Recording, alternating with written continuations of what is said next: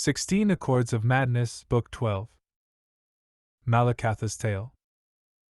In the days before the Orsinium's founding, the spurned orc folk were subjected to ostracism and persecutions even more numerous and harsh than their progeny are accustomed to in our own age.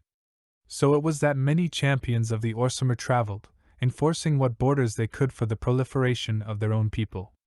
Many of these champions are spoken of yet today, among them the Cursed Legion, Grama the Hairless, and the noble Emeg Grokyra. This latter crusader would have certainly risen to legendary status throughout Tamriel, had he not been subject to the attention of certain Daedric Princes.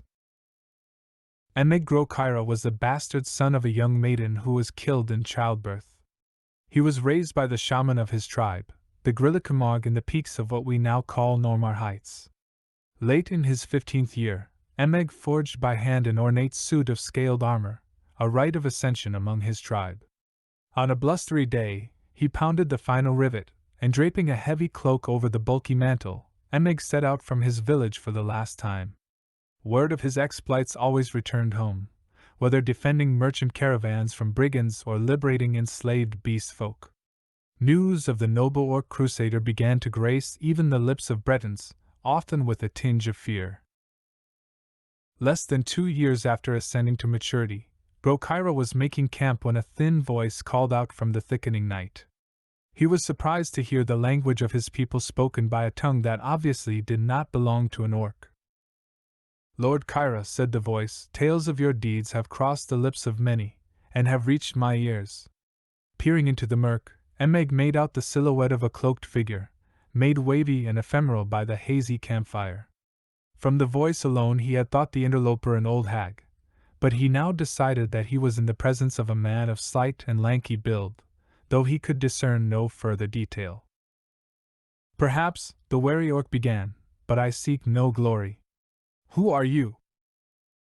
Ignoring the question, the stranger continued, "Despite that, Orsimer, glory finds you, and I bear a gift worthy of it."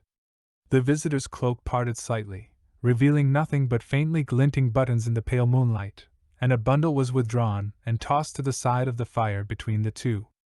Emeg cautiously removed the rags in which the object was swathed, and was dazzled to discover the item to be a wide, curved blade with ornately decorated handle.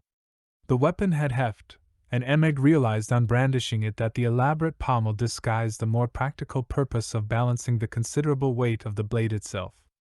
It was nothing much to look at in its present condition, thought the orc, but once the tarnish was cleaned away and a few missing jewels restored, it would indeed be a blade worthy of a champion 10 times his own worth. "Her name is Neb Crescent," spoke the thin stranger, seeing the appreciation lighting Grokyra's face.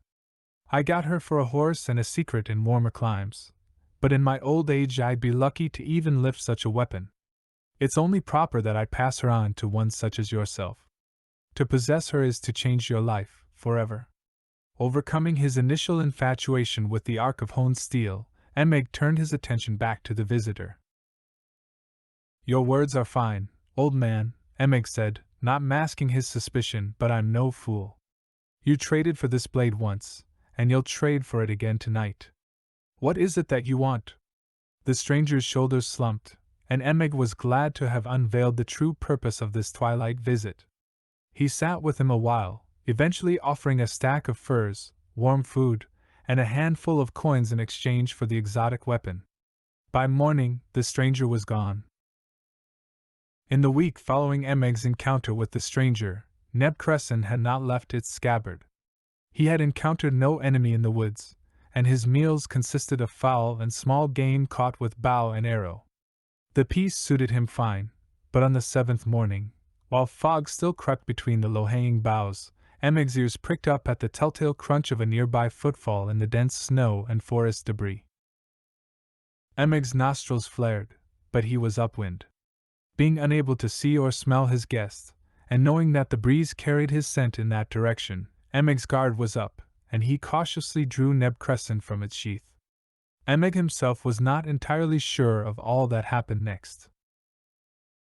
The first moment of conscious memory in Emeg Grokyra's mind after drawing Neb Crescent was the image of the curved blade sweeping through the air in front of him, spattering blood over the virginal powder coating the forest's floor. The second memory was a feeling of frenzied bloodlust creeping over him, but it was then that he saw for the first time his victim, an orc woman perhaps a few years younger than himself, her body a canvas of grisly wounds, enough to kill a strong man 10 times over. Emeg's disgust overwhelmed the madness that had overtaken him, and with all his will enlisted, he released Neb Crescent from his grip and let the blade sail. With a discordant ringing it spun through the air and was buried in a snowdrift. Emeg fled the scene in shame and horror, drawing the hood of his cloak up to hide himself from the judging eyes of the rising sun. The scene where Emeg Grokyra had murdered one of his own kind was a macabre one. Below the neck, the body was flayed and mutilated almost beyond recognition, but the untouched face was frozen in a permanent expression of abject terror. It was here that Sheogorath performed certain rites that summoned Malacath, and the two Daedric lords held court in the presence of the disfigured corpse. "Why show me this, mad one?" began Malacath, once he recovered from his initial, wordless outrage. "Do you take such pleasure in watching me grieve the murder of my children?" His guttural voice rumbled, and the patron of the Orzamer looked upon his counterpart with accusing eyes. "By birth she was yours, brother outcast," began Sheogorath, solemn in aspect and demeanor. "But she was a daughter of mine by her own habits. My mourning here is no less than your own, my outrage no less great."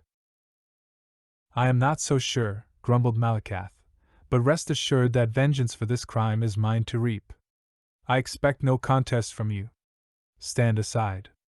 As the fearsome prince began to push past him, Lord Sheogorath spoke again.